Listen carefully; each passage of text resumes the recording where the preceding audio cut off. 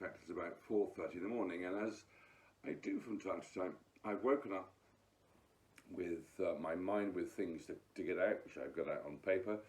And one of the things I felt that I wanted to do was to make a video about a very, very important subject, which is life, illness, and death. Here is death. This is a skeleton that we used in a music video called The Grim Reaper some years ago. But the serious point I want to make is about where we are at the moment in terms of the lockdown, because as many people will be aware, every day, if you are unwise enough to watch it, you can sit down and watch Mr. Johnson or one of his other cohorts of the devil talking to you about the wonderful things he's doing to save us all. And of course, if you remember, you sit down and you're watching him on a television screen with that is projecting out to you, and you are listening to him speaking, and underneath the lectern are messages that you don't even realize are going into your unconscious. So you have the most powerful hypnosis imaginable programming you to take in all the crap that you are told. And I've been against this, all of this, from the very first day it started. I knew in my heart of hearts that what was going to happen was going to be evil and destructive. Because the thing about fear is that it's the opposite of what will create health. If you think about it, the way that fear works, it goes into your head and it then starts to split out into your entire being like the cold. And it'll change your personality, and you could be a person who actually strongly feels that this is all nonsense, and actually be turning to somebody who is telling everyone that they must put masks on the rest of it. But this is a much deeper point, because in relation to health, I watched a video of somebody called George Carlin, who is an American comedian who's very anarchic, very ahead of his time, and died some years ago. And he was talking in this video about health and the state of mind of people. And the first thing he was saying, he says, where did this fear of germs and viruses come from? And that's a good question to ask. Where did it come from? Did it come because we actually all started dying? Or did it come because people who were fearful started spreading fear? And essentially what George Carlin was saying is that people have become so terrified of illness because doctors tell them about how dangerous it all is, that actually they've forgotten that God gave them something amazing called an immune system, which will deal with almost anything. If you are in a powerful and positive state, it will literally deal with almost anything. And George Carlin made the point that he grew up in New York, near the East River, and at the time he was growing up, people all over the place were dying of polio, particularly in the middle and upper classes. They weren't really dying so much in the working classes. And what George Carlin said is, we kind of sense that, you know, if we were to come through this, that we had to trust ourselves. And we used to swim in the East River, which actually they pumped shit into, and that gave us the most amazing immune system. And in the part of New York where I lived, nobody got polio. Nobody had a vaccine, and they didn't because their immune system was working full on, because it was getting some practice. That's what George Carlin said, and that's very sensible, isn't it? If your immune system is never going to work because you're pumped full of vaccines and you don't allow your children to ever pick up a bit of dirt or anything like that, or pick something up that drops on the floor, it will never get a chance to work. And if nothing has a chance to work, it's rather like the situation where if your pilot in a plane has never actually flown anything other than a simulator, I wouldn't want him in the bloody plane with them. So, that's the first point. The second point I want to talk about is cancer and the terror that people have of cancer. Now, both my father and my grandfather died of cancer, and I know why they died of cancer. I know in my heart why they died of cancer, but I'm not going to go on to that right now. All I wanted to say is that when you're a child, you will get pains in your legs and your body, and if you go to the doctor will say, "Oh, it's growing pains, don't worry about it." How about it's actually cancer, because we have cancer from the first day we're born in our bodies, because cancer occurs when cells mutate into something that isn't going to do the job properly, and the immune system comes down and destroys them. Except if a doctor gets involved, they don't. Because doctors exist because we're ill. It's a fairly obvious fact that they're paid because we're ill, so they have an interest in us remaining ill. They don't know they have an interest in it, but that's the fact. They do have an interest because, in the end, if we weren't ill, doctors would no longer be required. See what I mean? So the point I was going to make is that, when you're young, if you haven't got parents who worry you to death and think, "Oh Lord, you better go to the doctor so you don't die," then you're very likely not going to worry too much about aches and pains that occur that may be in odd places, which actually is where some sort of tumour is growing, because a few cells have got together, damaged cells, and are actually multiplying, but the immune system is going to take care of them anyway. And as you get older, of course, when you get an ache or a pain, there's a stage that most people cross where they think, "Oh, I wonder if it's cancer." They go to the doctor, and what does the doctor say? He says, "Well, we better just rule out cancer." Shall I tell you what ruling out cancer is? I'm a trained expert in hypnosis. I use it all the time. We actually spend most of our day under hypnosis because every time you focus on something else, if you focus on a television screen, you listen to somebody talking to you, you are in a classroom and a teacher is teaching you, you are in hypnosis because you are focused very intently on the person who is speaking. That's why it is that the things that come out of the TV are called programs. Because if you absorb what comes out of the TV and you don't question it, you don't challenge it, you've just been brainwashed. Now, the balance of this to health is very simple.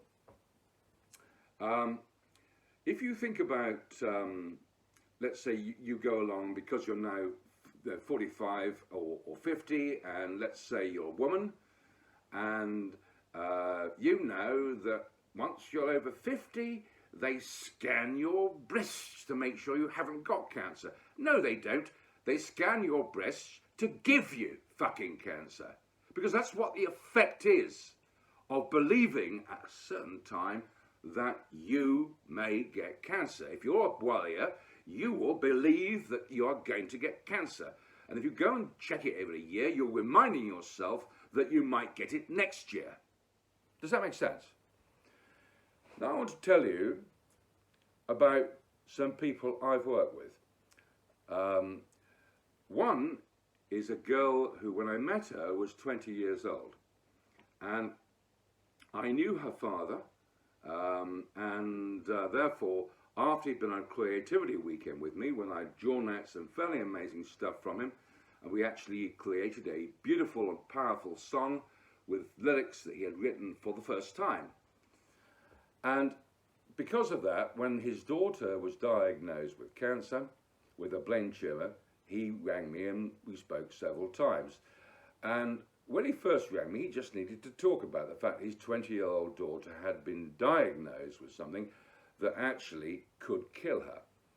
And he first spoke to me, I said, "You're going to presumably decide to go through the conventional treatment." He said, yes, I am. I said, because in the end, you can't trust yourself to find a better way to deal with it. And he didn't obviously say yes, but that was the essence of it. And for 9 months, I didn't hear from him after that until December 2003, when he rang me and he was clearly in a state. And the reason he was in a state is because a doctor had done a scan for this girl, and he told her, playing God, that she had 2 weeks to live. And he just heard this and he rang me because in some way he sensed that I could help. So anyway, he didn't actually ask me for help, because people do struggle to ask for help, and I will only work with people who do. Because if they don't, if they haven't got the ability to say, please help me, well, then they're not motivated enough to be helped. Does that make sense? So, I bullied him a bit and I said, do you want me to go down to your daughter because you think there's nothing to lose? And he said, well, I suppose I do. I said, well, you'd better ring your daughter right now and ask her if I can drive down to Exeter today before anyone thinks too much about it.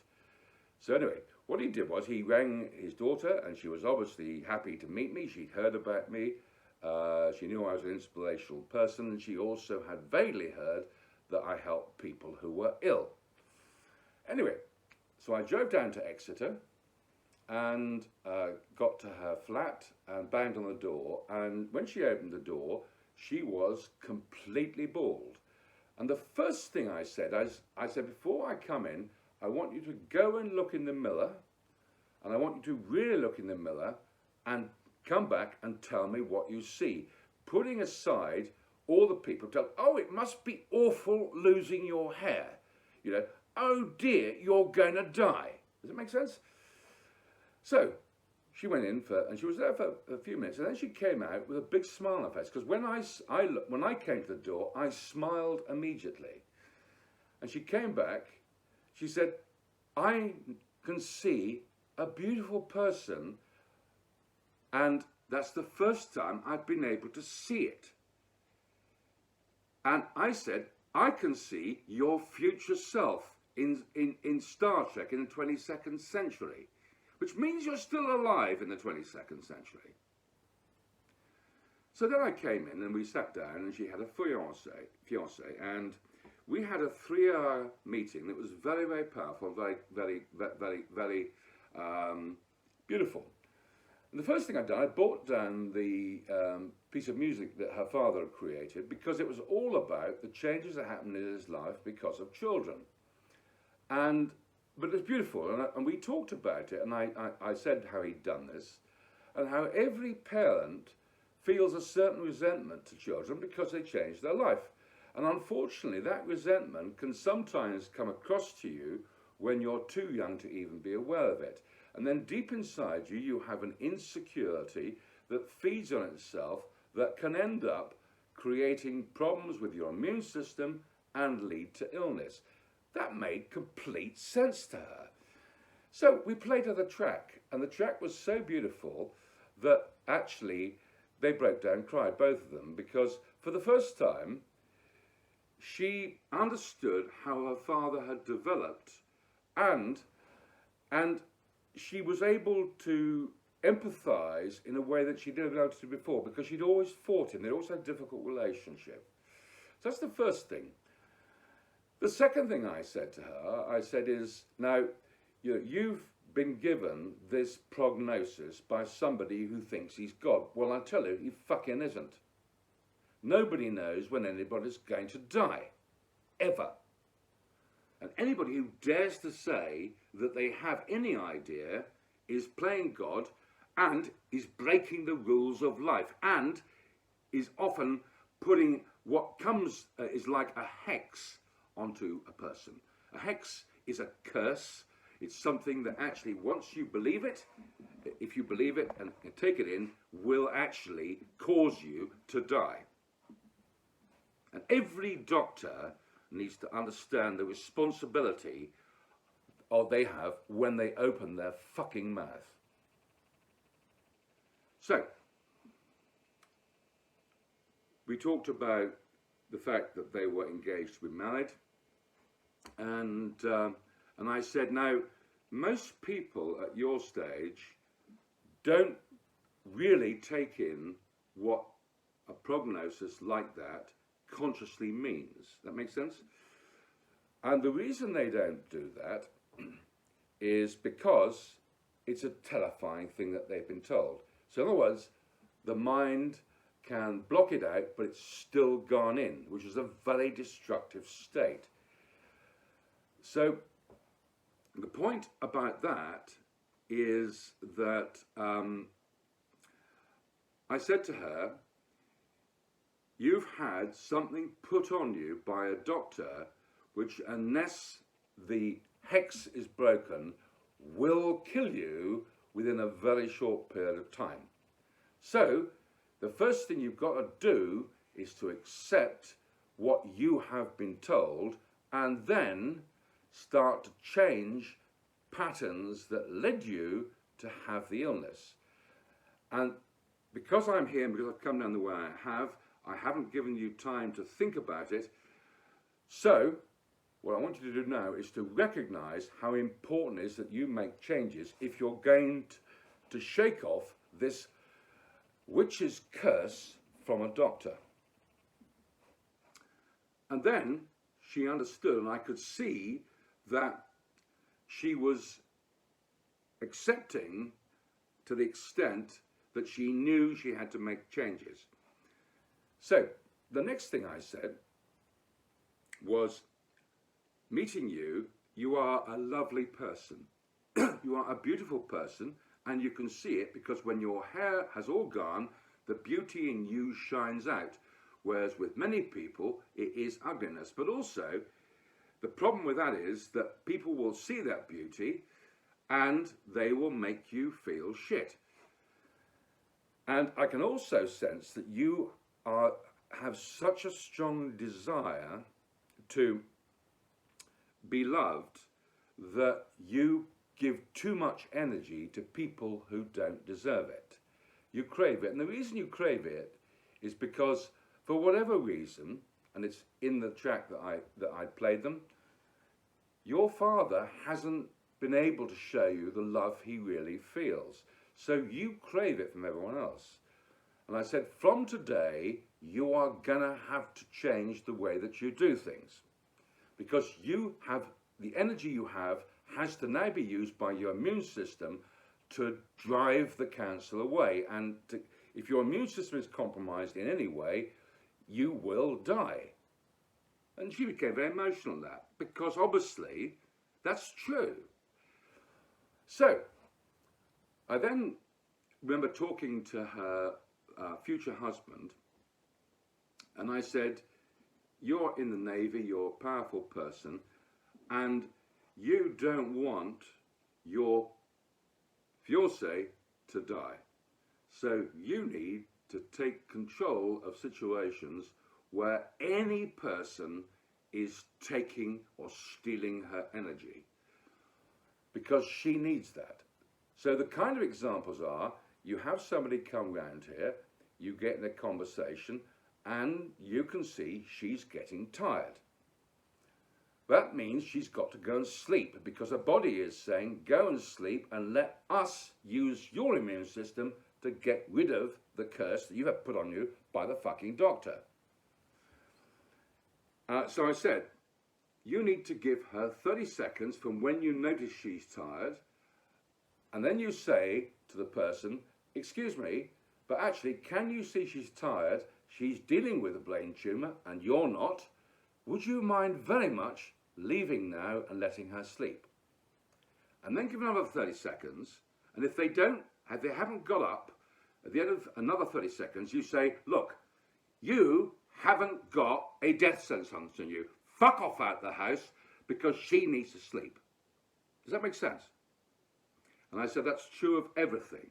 She now must be able to use her instincts that will be clearly shown on her face to let her body get rid of the brain tumour.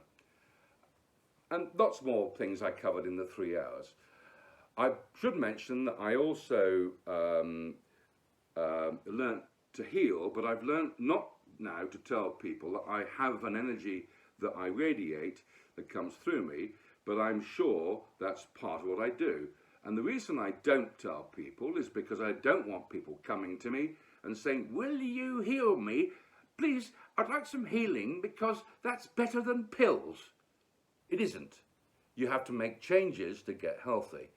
Anyway, when I left, they were very emotional. We hugged each other and I went off, and that was in December. And I didn't hear anything more until January, when her father phoned me about a week, 10 days into January, and he was clearly in an incredibly excited state. He said, the first thing he said to me is, what did you do?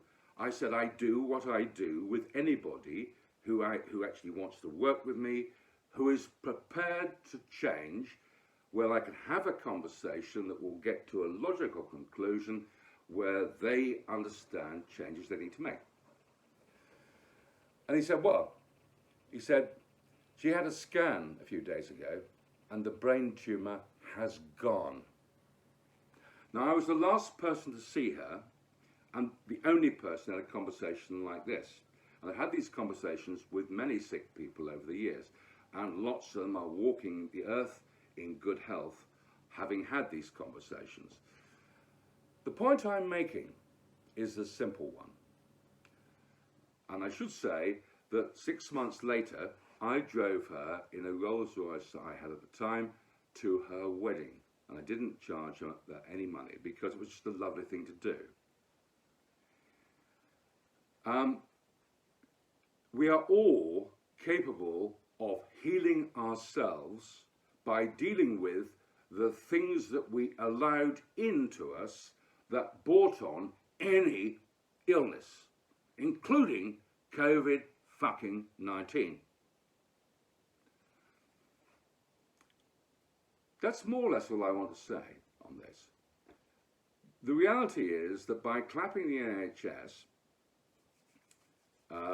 we have puffed up the egos of the people because they think they're fighting the good fight, but they aren't. They're not the people who were blown up in the First World War, who actually were bullied and manipulated into going in terror into these disgusting and revolting trenches, where people who were not going to go over the top would tell them to go over the top and they'd be shot in a few minutes very often, or they'd be going into gas, and it's nothing like that. But by puffing up their egos, we've created a world where they now have to justify their existence. So it's pretty inevitable that if somebody dies of something else, it'll probably be attributed to COVID-19, because if we ended up, after all the clapping, all of the people, the deaths stopped, well, we'd be asking why the hell were we clapping, wouldn't we? So therefore, it becomes a self-justifying thing. All of this is like this. There's an unholy alliance between drug companies, often who are charging large amounts of money, larger amounts than any of us would personally choose to pay for the stuff that they have, and the often health services that are apparently free. No, they're not fucking free. The health service costs £200 billion. This year it's going to be probably even more than that. It's bankrupting the fucking country. So we need to get a grip and start dealing with our health issues, stop being victims, and start changing and working out the rules of the game of life, and not letting in all the rubbish that's been programmed at you. If it's programmed at you and you get COVID-19, you deserve to die. Simple as that. So, fight against it. Don't let in negative stuff. Don't believe that you must take pills for it. Start using your instincts, because your instincts are amazing things. Your instincts are connected to God, for God's sake. In other words, if you use your instincts properly, you are literally invincible against anything. And that's why Jesus said, fear no fucking evil. And he said, if you have faith, you can move mountains. That's what we have to get back to get out of this, not rely on vaccines, which, I mean, the ridiculous thing about it all is they bought all these bloody vaccines a while ago, and then the mutation arrived, which means that it may not bloody well work anyway, and another mutation might arrive. Do you see what I mean? Anyway, lovely to talk to you. Sorry I get animated, but I get very passionate about these things, and because I get passionate, people tend to get better. Does that make sense? Take care.